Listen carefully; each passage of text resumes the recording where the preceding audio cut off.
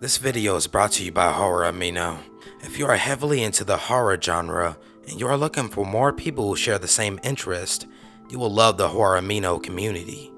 The die-hard fans in this app are very active day and night and share all types of scary horror related videos, pictures, topics, and even stories, something you guys love. There's also a chat feature on this app for people to discuss things real time, competitions, polls, forums, and even a catalog full of movies, actors, and background knowledge of your favorite creepypastas. This app is available in the App Store for iPhones and Google Play for Androids, and it's completely free. I have been on a Horror Amino app for the last 2 months and definitely have met some amazing people on there. Make sure you follow me on there by searching Mad Mike, and as you can see, I follow everyone back. Yay! Oh shit, oh no! Mike, we've been waiting for fucking weeks for a damn story. You wanna do this bullshit right now? Oh man, you're recording, man. Let me turn this off.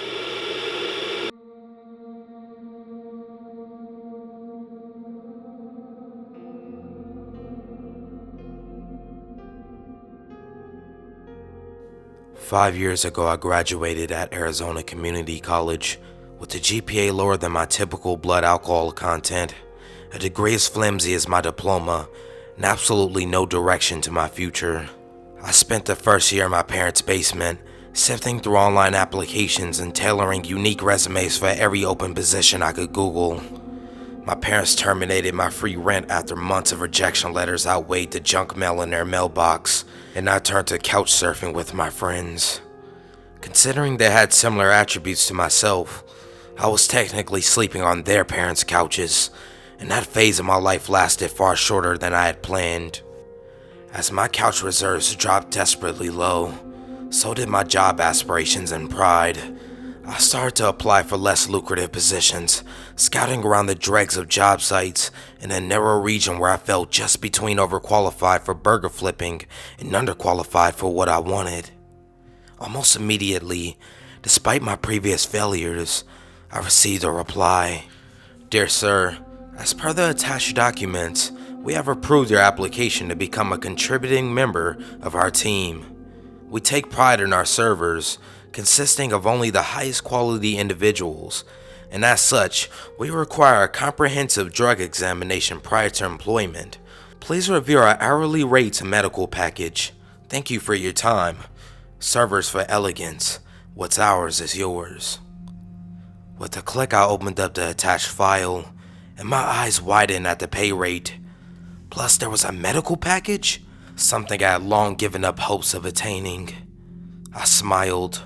For once, the severity of my financial situation had come to my advantage, as I had not purchased any form of drugs in months, and my friends had already made too many comments about me taking advantage of their weed that I had stopped asking. I couldn't even afford the high-strength sleeping pills I took regularly, ones that had quadrupled the recommended dosage because of a tolerance I had built over the years. The next week, I stopped by for a drug test.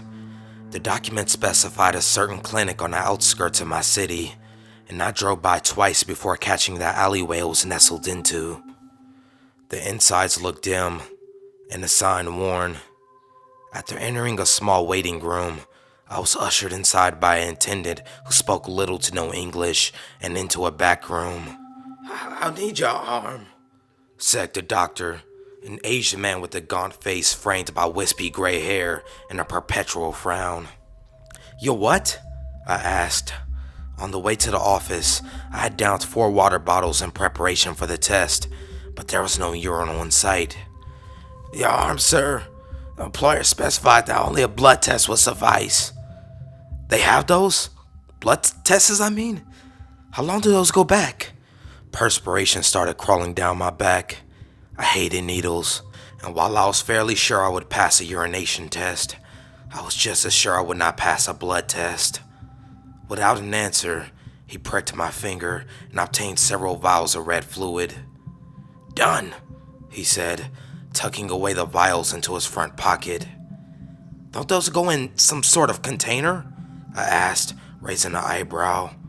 "Mister," he paused, looking at his notebook. Trivio, I assure you I am a professional. You can expect your results in less than a week, and your employer will contact you. In the next few days, a lady from the Human Resources called and went over my schedule. Every week, the staffing agency informed their employees of their next destination, sometimes only hours in advance. I worked weddings, funerals, graduations, events, anything else a wealthy enough customer felt there was a need for a professional staff.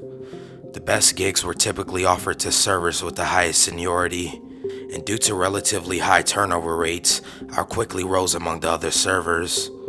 Even the ones with the highest seniority did not tend to stay long, disappearing in a fashion typical to the service industry.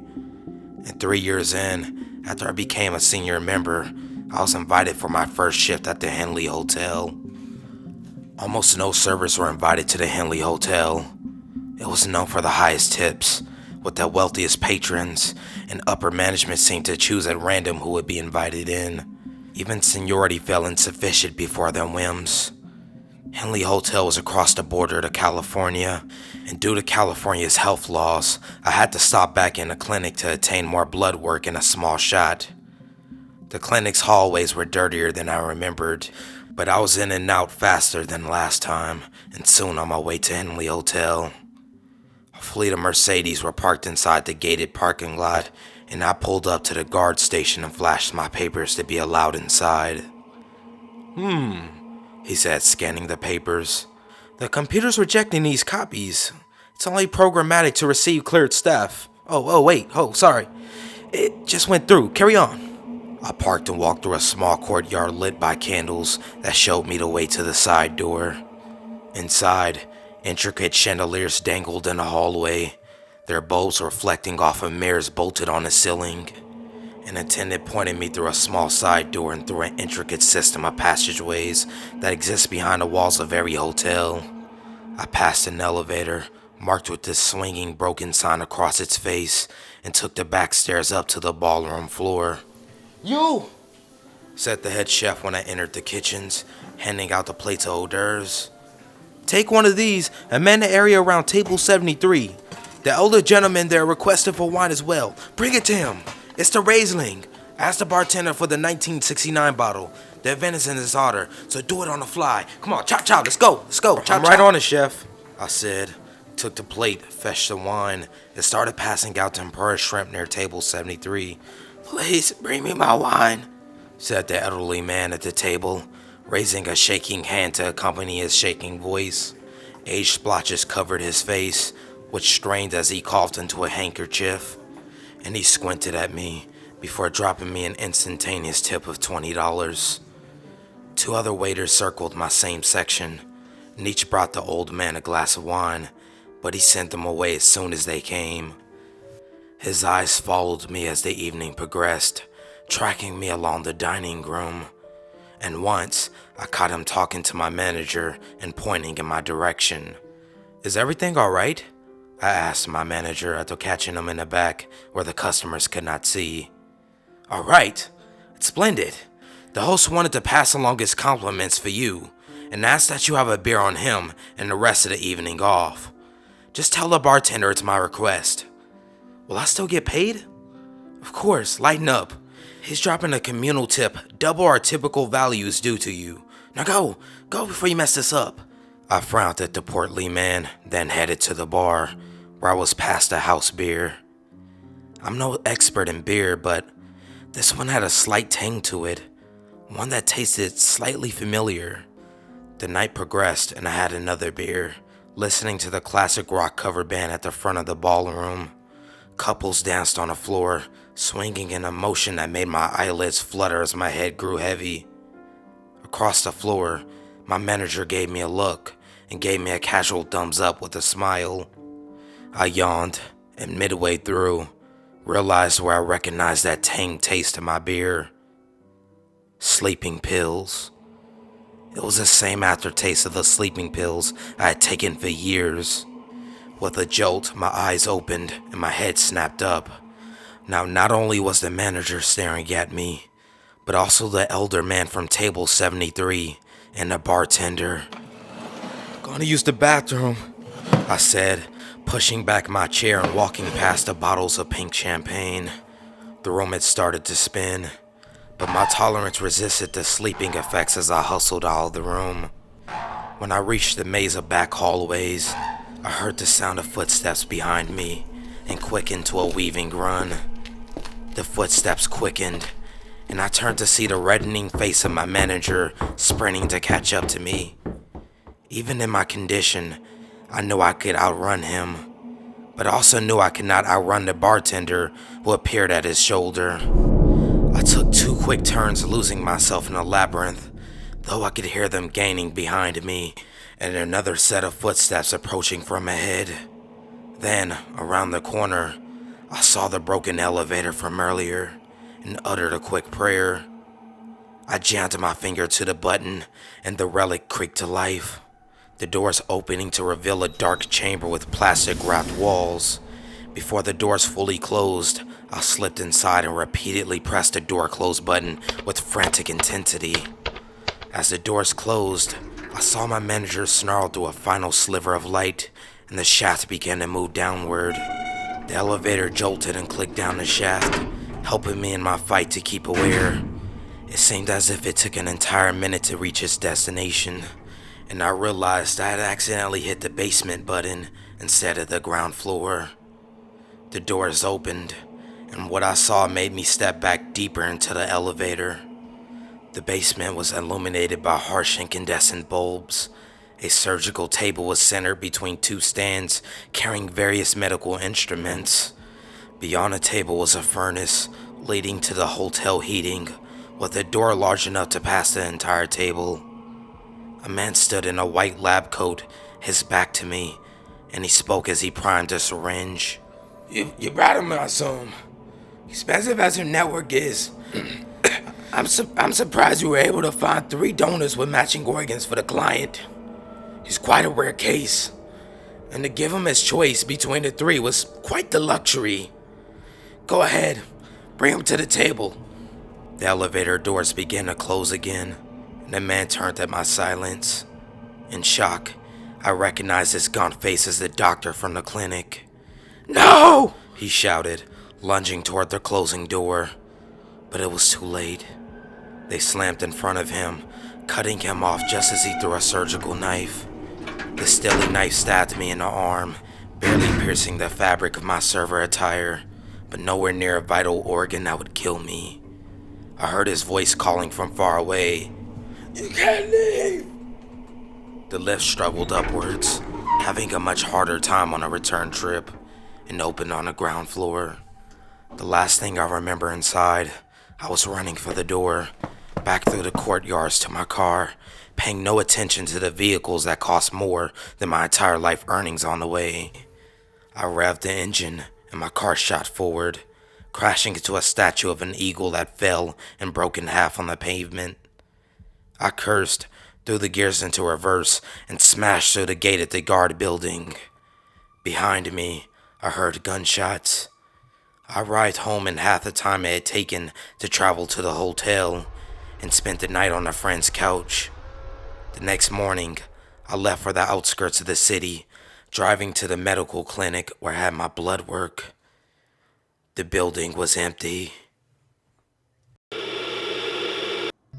I posted this story on another site and was told I should post it here. So I set up a Reddit account and here I am. This is my first post. When I was about 18, I got a telephone call from a strange man.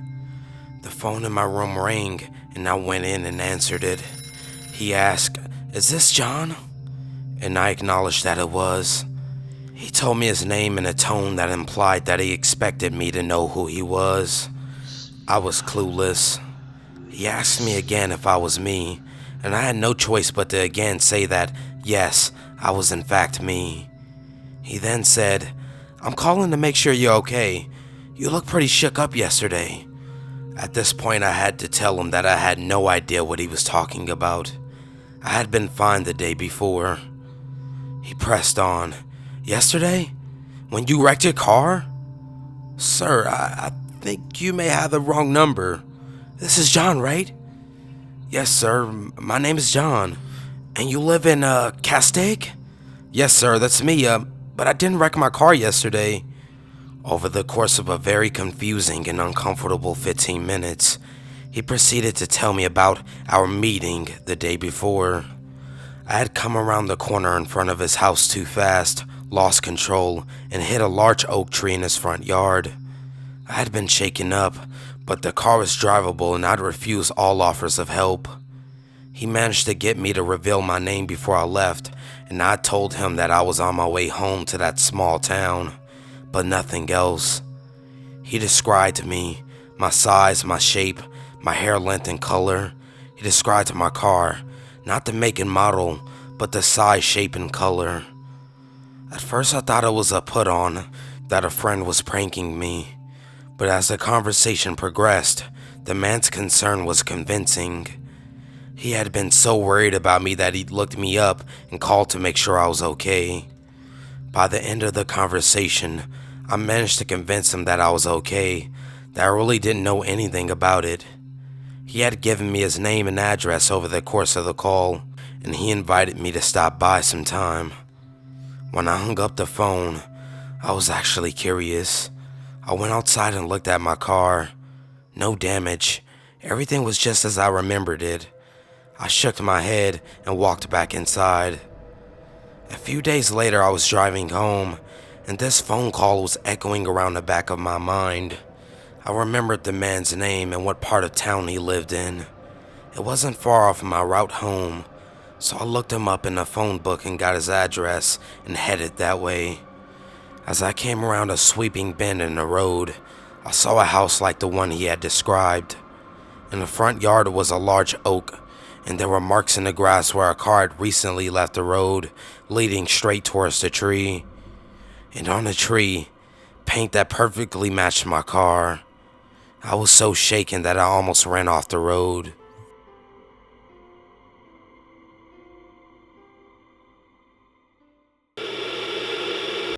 My twin and I used to do everything together. We were on the same sports teams, in the same classes, and had the same friends. We were identical, both in body and personality, to the point where we can even fool our parents.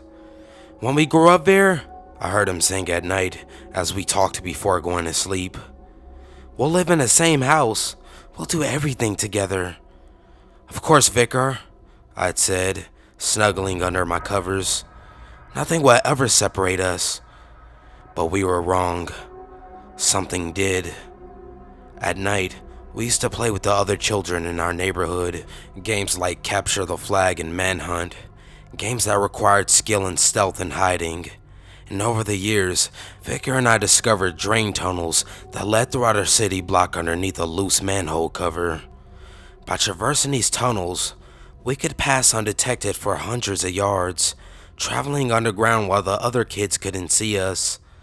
We kept a secret to ourselves, running at a crouch along the tunnels, our sneakers splashing through the tunnels, and we were known as the best at the games.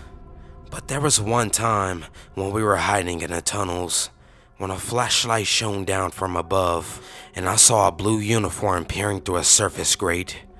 The light hit my eyes, and I froze as my face met that of an older man, his mustache turned in a frown. "Cops!" shouted Vicar, and he started running, the sound of his footsteps echoing back along the tunnels. For 10 seconds I couldn't move. Then I followed after him, doing my best to keep up with his panting that seemed just around the next turn. The tunnels turned unfamiliar, twisting in patterns I didn't recognize, sloping downward until drainage pipes became sewers, and I waded through water rather than splashed through puddles. "There," I heard from time to time, though whether it was imagination or reality that brought the hoarse voice to my ears, I'll never know. "Vicar!" I called back, my own voice dying from the repetition of screaming for help. I remember those 6 hours I spent wandering below the surface to be the loneliest of my life, with no indication of which way was to the surface until the light of dawn spilled through the cracks in the concrete high above me. And even then, I found my way to the surface only by luck, navigating a labyrinth off of guesswork alone. They found me sobbing when I reached the surface, and they never found Vicar, except for a single shoe floating along a swifter current of water, one too deep for an inexperienced swimmer like him to stay afloat. My parents would never say it, but I heard my mother crying late at night, and I saw the police report that eventually made its way into my family's hands. We never had a funeral for Vicar, because my father refused to believe in the unthinkable, and left the back door unlocked even after I left for college. I knew the truth. I felt as if I could sense the severed connection, as if a part of me had been taken by Vicar that day, the day that Vicar, as I alone would admit, died. But that all happened years ago, and though the event was traumatizing, I learned to move on. I've recovered, attended university, found a degree and a wife, and had kids of our own. And as my parents started to age, I convinced my wife to move back to that old city block. And just as my father refused to admit Vicar's death, I refused to admit what I heard when we moved in. When I took my first shower in our house, I heard a raspy voice calling, Vera, help me, from the drain. Or when I brushed my teeth and bent down to spit out my toothpaste, and I hear panting down the sink. Or when I get up for a glass of water at night and I race back to my bed, trying to outrun the words coming from the faucet. When we grow up, we'll live in the same house. We'll do everything together.